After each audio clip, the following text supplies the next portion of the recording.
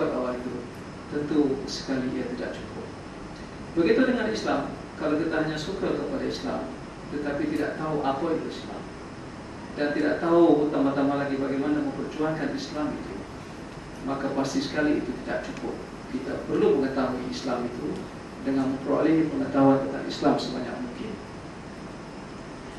Walau bagaimanapun, dalam kita memperolehi pengetahuan tentang Islam ini, yang berkenaan dengan ibadah-ibadah khusus, perdoaan itu barangkali secara relatifnya lebih senang kita faham berbanding dengan ibadah-ibadah umum. Ya, ada kena mengenal dengan jemaah Islam, kena mengenal dengan bagaimana memperjuangkan Islam, kena mengenal dengan masyarakat Islam dan sebagainya. Itu barangkali lebih susah kita faham berbanding dengan memahami tentang ibadah-ibadah asas, puasa, ya, zakat, naik haji dan sebagainya. Walau bagaimanapun, walaupun susah untuk kita faham, misalnya bagaimana sebuah jemaah Islamiyah itu, bagaimana boleh kita perjuangkan Islam melalui sebuah jemaah Islamiyah itu, tetapi perlu kita berusaha untuk memahaminya sebelum mungkin, kerana sesungguhnya berada dalam jemaah itu ialah satu kewajipan, dan membangunkan jemaah Islamiyah itu adalah merupakan satu kewajiban. Jika sudah ada dikatakan ilaikum bil jemaah, wajib ke atas setiap orang Islam itu berada dalam jemaah Islam. Dan secara logiknya pun sama, kerana kita setiap orang Islam ini disuruh supaya menegakkan yang ma'ruf dan juga mencegah kepada kemungkaran.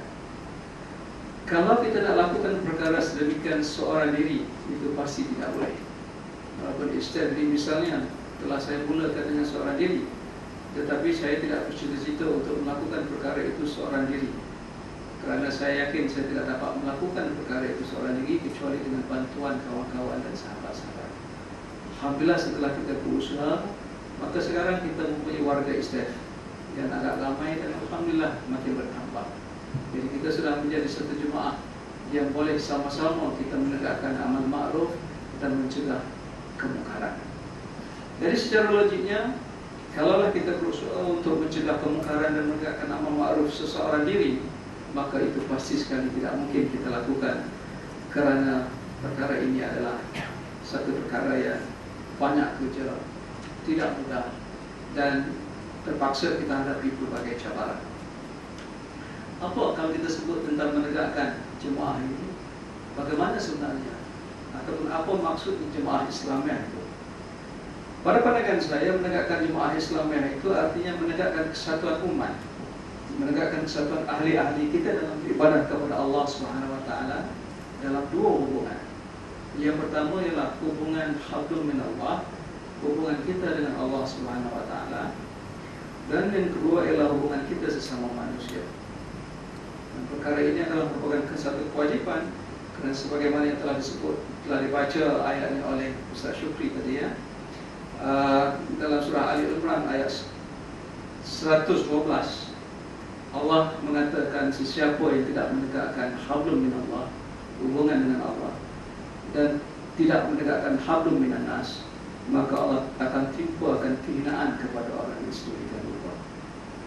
Jadi kalau kita tidak mau terhina di sisi Allah Subhanahu Wa Taala, perlu kita tegakkan hablum minallah dan perlu kita tegakkan hablum minan nas. Kalau kita hanya menegakkan hablum minallah saja, itu tak cukup. Begitu juga kalau kita tegakkan hanya hablum minan nas, itu juga tidak cukup. Kita perlu tegakkan kedua-duanya, baru insya-Allah akan terlepas kita daripada kehinaan, sebagaimana yang diceritakan oleh Allah Subhanahu Wa Taala dalam surah Al-Imran ayat 112 tadi. Ayat 112. Jadi tuan-tuan, hablum minallah itu berbentuk fardhu ain, hubungan kita dengan Allah Subhanahu Wa Taala itu kewajiban kita.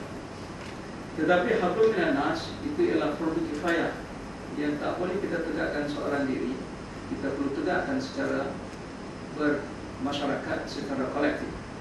Kerana ilmu fardhu ain itu kalau kita tak lakukan, dosanya hanya kepada kita. Ia lebih berbentuk individual obligation. Tapi hablum minan nas itu berbentuk